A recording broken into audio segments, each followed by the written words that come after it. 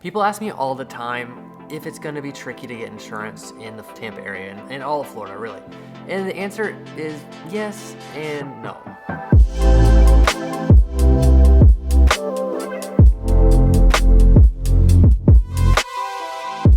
I'm Sam, and this is the Living in Tampa channel, where we make these videos for you about what it's like to live and move to Tampa. If that's something you want to follow along with, don't forget to subscribe. But more than that, we would love to earn your real estate business. We have a team of realtors here ready to help you.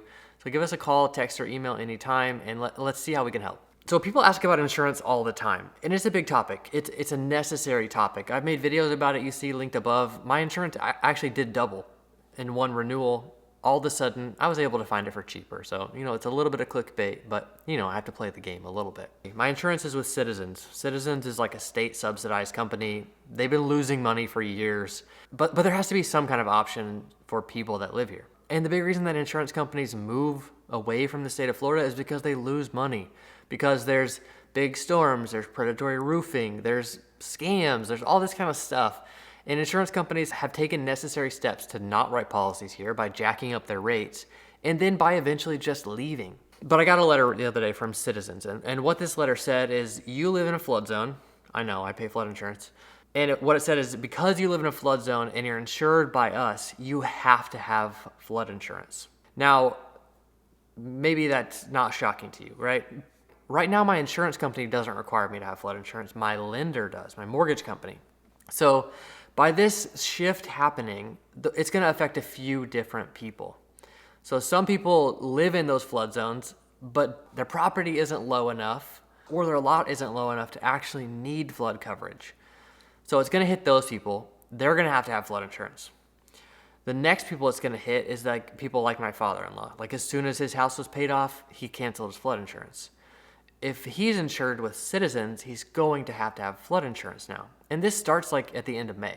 But what it really means is that people will leave Citizens because of this requirement. And that's what Citizens wants to happen. They want you to leave their company and go to a more expensive company so that they stop losing money. But this isn't the only thing that Citizens is doing to cut their customer count. They're also doing this thing soon where when you renew your policy with them, you have to get a competing quote. And if that quote is within like a certain margin of like 20 or 30% higher, you have to go with that one and not Citizens. So what it will do is it will just cause them to lose customers, and they'll force customers to these more expensive options. Thankfully, last time I got mine, is like such a dark way of thinking of this for me, because when I went to renew my last policy, it went from $2,000 a year to $4,800 a year. So I went to Citizens, and my policy went from $2,000 to $2,800 a year. So hopefully my competing quotes won't be as high, but I'll still run into that issue. Another insurance question that comes up all the time is hurricane coverage. People ask me, do I need hurricane coverage, or how do I get hurricane coverage? Hurricane coverage and flood insurance are very different things. Flood insurance is whenever the water rises from the ground. If the water comes in from the roof, that's not your flood insurance. If it's a broken pipe, that's not your flood insurance. Typically during a storm, in every house, even if they're not in a flood zone, even if they don't have flood insurance, they have a hurricane coverage, because typically during a hurricane, the damage comes from wind, knocking over a tree, sending something flying, busting a hole in your roof, busting a hole in a window, water comes in, debris comes in, damage happens. Every policy here has wind coverage. Oftentimes, like my father-in-law, I think he only has wind coverage or only fire coverage. He's something.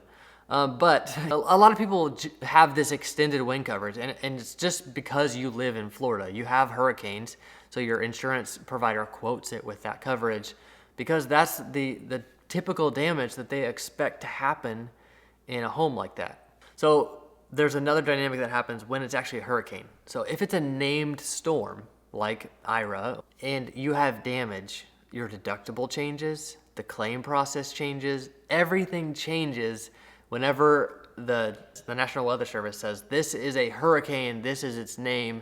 Your insurance company just handles that claim entirely differently. And for me, my deductible goes from $1,000 to $15,000. And most policies are that way, especially if they're with Citizens. It's a weird system. I'm not getting more confused. It's starting to become a little more clear to me, but there's a lot of dynamics involved in it. Insurance is a big expense if you live in a place like this. My policy at the top of it says like multiple perils. And that's just how an insurance provider thinks of a home in Florida, especially as you get closer and closer to the water and lower elevation.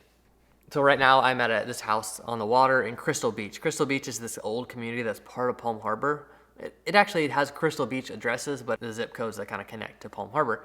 And there's a lot of coastline here. Outside, you'll see some shots here. It's just like mangroves and water that leads out to the Gulf.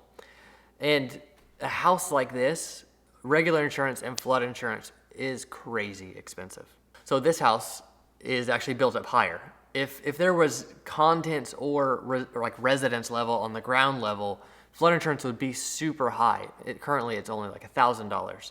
But then homeowners insurance for a big tall house on the water like this is going to be, close to, 5, 6, even up to $10,000 a year, depending on how comprehensive of coverage you want. There's certain things that help you get discounts, certain anchors around the windows, certain kinds of glass, even certain kinds of pins in your roof. There's all kinds of little details that matter when it comes to insurance. I know I said a lot and it's all complicated, but it's really, you just find the house and you get quotes, and insurance is just an expense down here. And hopefully you're saving money on property taxes because you're coming from a more expensive place. Hopefully you're saving money on state income tax, because insurance is not going to go down. And it seems like it's just going to go up and up and up. And if it's really a concern going into a property where you're like, I just feel terrified of what the insurance will cost, we can always put contingencies into contracts. And we do this all the time, where it's like, hey, if this expense is more than this, then we have the freedom to cancel this contract. And we can always move forward that way. Also with flood insurance, people don't realize that you can take over the existing flood insurance policy. So you don't always have to write a new policy and get a new quote. You could just take over the existing policy and avoid, unnecessary increases by being a new customer, by them just kind of looking at the property and reassessing it for what it would be insured by.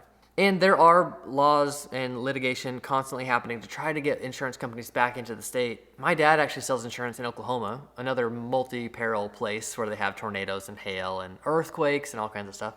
And when I explained the scenario to him, he's just like, yeah, no wonder my company isn't in Florida. Like, why would they ever go to a place like that when they just mostly stand to lose money? So I know we often just think of it from the consumer perspective, but if I own the insurance company, I would be going to the safest places possible where there's no natural disasters and less scams. Some people think there's a lot of scams in Florida, like old people are getting scammed all the time. Of course, there's the occasional story like that, but that's not just like the norm. Florida isn't as crazy as people think it is, but maybe I'm just becoming one of them. As always, we would love to earn your real estate business. Give us a call, text, or email anytime. I'd love to hop on a Zoom call and just process your move, what you're looking for, what you're thinking, and see how we can help. Thanks for coming by.